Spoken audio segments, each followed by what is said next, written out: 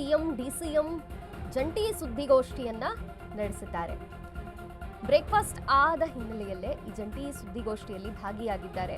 ಕುರ್ಚಿ ಕಾಳಗದ ಮಧ್ಯೆ ಭರ್ಜರಿ ರಣತಂತ್ರವನ್ನು ರೂಪಿಸಿದಂತೆ ಕಾಣ್ತಿದೆ.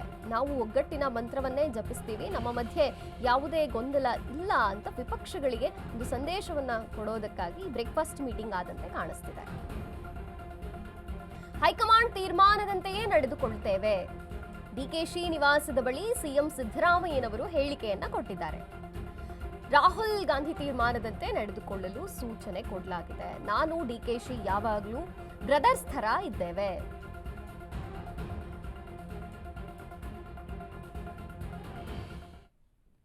We should adapt that has been discussed, and also we have discussed regarding the meeting of the MPs who are representing Karnataka and Delhi.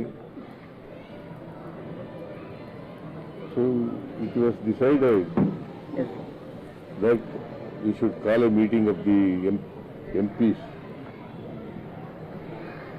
on 8th of December. So we will discuss in the meeting the issues of the farmers, other people of the state. We will ask them to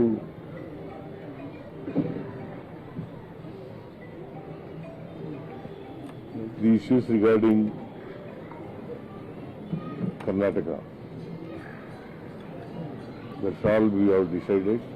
And whatever decision we have already taken in the breakfast meeting that I have invited, that we shall, both of us, should listen to the whatever decision taken by the High Command. Whether it is mostly Rahul ji and Sonia ji and Karge ji. Sir, when the High Command likely to take a decision, sir? Any timeline, anything that has been communicated, sir? So far, no communication. Will you all be going to Delhi, sir, to meet the High Command? You and sir? Yeah. Sir, will you If be they going? call us, we will definitely go. So you're meeting Mr. Venugopal, sir, at an event. Would you be asking him about when they're likely to call you? Tomorrow I'm meeting Venugopal in a function where both of us are invited. ಮನೆಗೆ ಅವ್ರನ್ನ ಆಹ್ವಾನಿಸಿದ್ದೆ. So ಬಂದು ನಾವು ಇಬ್ಬರೂ ಕೂಡ ಬಹಳ ಸಂತೋಷದಿಂದ breakfast ನಮ್ಮ ಮನೆ ಬ್ರೇಕ್ಫಾಸ್ಟ್, ಅವ್ರು ಮೈಸೂರದೇ ಬ್ರೇಕ್ಫಾಸ್ಟ್ ಅದು. Mrs. is from Mysore. Mysuru taste ಅವ್ರದ್ದೇ ಬ್ರೇಕ್ಫಾಸ್ಟ್ ಅದು. ಸೊ ಎಲ್ಲ ಬ್ರೇಕ್ಫಾಸ್ಟ್ ಎಲ್ಲ ಮಾಡಿದ್ವಿ. ಮನೆ ರಾಜಕೀಯವಾಗೂ ಕೂಡ ಚರ್ಚೆ ಮಾಡಿದ್ವಿ. ನಮಗೆ 4 MLC seat announcement ಮಾಡಬೇಕಾಯ್ತು. So Surjewala ತಾವು ನಾವಿಬ್ಬರು ಸೇರಿ ಮಾತಾಡಿದ್ದೀವಿ. ಒಂದು ಸೀಟ್ ಬಗ್ಗೆ ಸ್ವಲ್ಪ ಅವ್ರದ್ದೇನೋ ಇತ್ತು, ಕೆಲವು ಲೀಡರ್ಸ್ಗಳ ಹತ್ರ ಮಾತಾಡ್ತೀವಿ ಅಂತ ಹೇಳ್ತಾ ಇದ್ದಾರೆ. ಯಾಕೆಂದ್ರೆ ಅನೌನ್ಸ್ ಮಾಡಬೇಕಾಯ್ತು. ಪ್ಯಾನೆಲ್ನ ನಾವಿಬ್ಬರು ಮಾತಾಡ್ಬಿಟ್ಟು ನಮ್ಮ ಲಿಸ್ಟ್ನ ಕಳಿಸ್ಕೊಟ್ಟಿದ್ದೀವಿ. ಆ ವಿಚಾರ ಕೂಡ ಚರ್ಚೆ ಮಾಡಿದ್ದೀವಿ. ಪಕ್ಷದ ವಿಚಾರ ಕೂಡ ನಾವು ಚರ್ಚೆ ಮಾಡಿದ್ದೀವಿ. ಸರ್ಕಾರದ ವಿಚಾರ ಕೂಡ ಚರ್ಚೆ ಮಾಡಿದ್ದೀವಿ. ಸೊ ಅಸೆಂಬ್ಲಿ ವಿಚಾರ ಕೂಡ ಚರ್ಚೆ ಮಾಡಿದ್ದೀವಿ.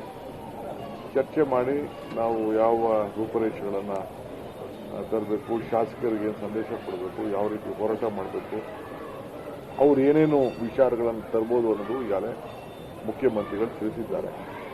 ಅವರೇನೇ ತಂದರೂ ಕೂಡ ನಾವು ಎದುರಿಸ್ತೇವೆ. ನಮ್ಮದು ಒಂದೇ ಧ್ವನಿ, ಒಂದೇ ಆಚಾರ ವಿಚಾರ.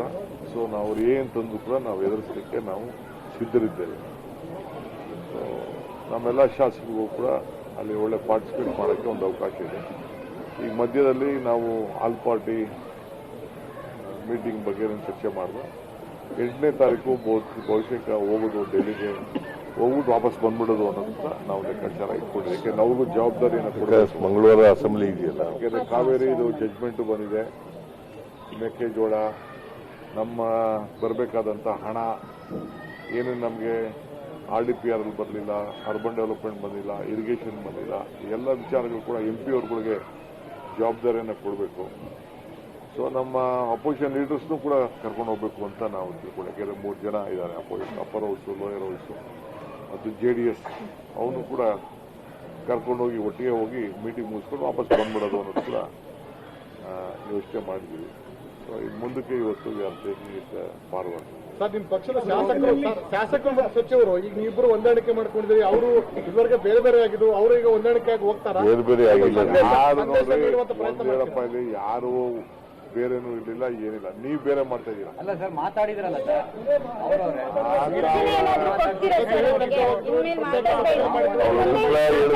ಬೇರೆ ಬೇರೆ ಅಂತಲ್ಲ, ಮಾಡಿದ್ರು, ಪ್ರತ್ಯೇಕ ಸಭೆ ಮಾಡಿ ಎಲ್ಲ ಮಾಡಿದ್ರು ಸರ್. ಅವರು ಅಭಿಪ್ರಾಯ ಹೇಳಿದ್ರಲ್ಲ sir. all our MLAs are united. Unitedly will face the opposition. Sir, ಈಗ ಬಿಜೆಪಿ ನಾಯಕರುಗಳು, ಜೆಡಿಎಸ್ ನಾಯಕರುಗಳು ಸದನದಲ್ಲಿ ನಿಮ್ಮ ವಿರುದ್ಧ ಪ್ರತಿಭಟನೆಗಳನ್ನ ಮಾಡ್ತಾರಂತೆ ಸರ್. ಇದ್ರ ಬಗ್ಗೆ ಅವ್ರು ಮಾಡಲಿ, ಏನು ವಿಚಾರ ಇದೆ? ಖಾಲಿ ಟ್ರಂಕ್. ಇಬ್ರು ಸಮಯ ಸಿಕ್ಕಿದ್ರೆ ಅವ್ರು ಕರಿಬೇಕು ನಮ್ಮ. ಈ ಹೊಂದಾಣಿಕೆ ಅಸೆಂಬ್ಲಿವರೆಗೆ ಮಾತ್ರ ಕಂಟಿನ್ಯೂ ಇರುತ್ತೆ ಸರ್. ಯಾವಾಗಲೂ ಇರ್ತದೆ, ಸದನ ವಿರಾಮ ಯಾವಾಗಲೂ. There were no differences. Myself and DK Shivakumar, we were united. We unitedly run the government. In the future also, we will run the government unitedly. ಸಚಿವ ಸಂಪುಟ ಪುನರಚನೆ ಮಾಡಬೇಕು ಅಂತ ಹೇಳಿದ್ರಿ. ಸಚಿವ ಸಂಪುಟ ಪುನರಚನೆ ಮಾಡಬೇಕು ಅಂತ ಹೇಳಿದ್ರಿ 2 ವರ್ಷ. No. See, High Command has to take a decision on this.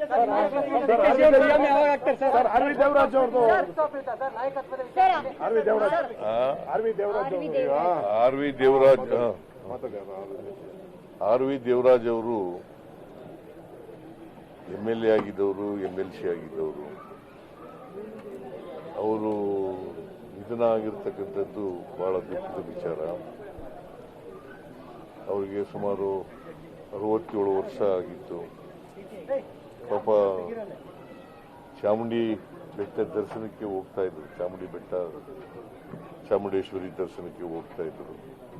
ಆ ಸಂದರ್ಭದಲ್ಲಿ ಅವರು ಹೃದಯಾಘಾತಕ್ಕೆ ಒಳಗಾಗಿರ್ತಕ್ಕಂಥದ್ದು ಬಹಳ ನೋವಿನ ಸಂಗತಿ. ನಾಳೆ ಅವರು ಹುಟ್ಟಿದಪ್ಪ, ಅದಕ್ಕೋಸ್ಕರ ಇವತ್ತೇ ಇರಬೇಕು ಅನ್ನೋ ಕಾಣಿಸ್ತದೆ. ಹುಟ್ಟಿದ ಹಬ್ಬದಕ್ಕೋಸ್ಕರವಾಗಿ ಚಾಮುಂಡೇಶ್ವರಿ ದೇವಿಯನ್ನ ದರ್ಶನ ಮಾಡಲಿಕ್ಕೆ ಹೋಗ್ತಾ ಇದ್ರು, ಪೂಜೆ ಮಾಡಿಸಲಿಕ್ಕೆ. ಆ ಸಂದರ್ಭದಲ್ಲಿ ಮೈಸೂರಿನಲ್ಲಿ